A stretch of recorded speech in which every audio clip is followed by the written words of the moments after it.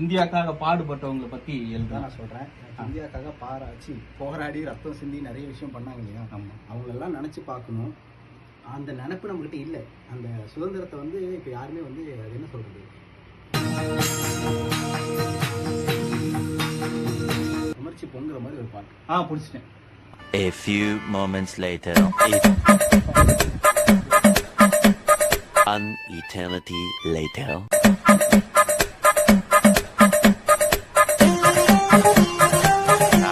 Years later. எல்லாம் right தான். ரொம்ப நாளா இதுதான் சொல்லிட்டு இருக்கீங்க. இன்னும் 10 நாள் தான் இருக்கு. லிரிக்ஸ் எங்க?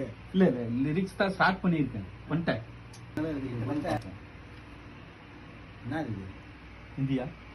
இது இந்தியா இல்லாம சந்தியாவா?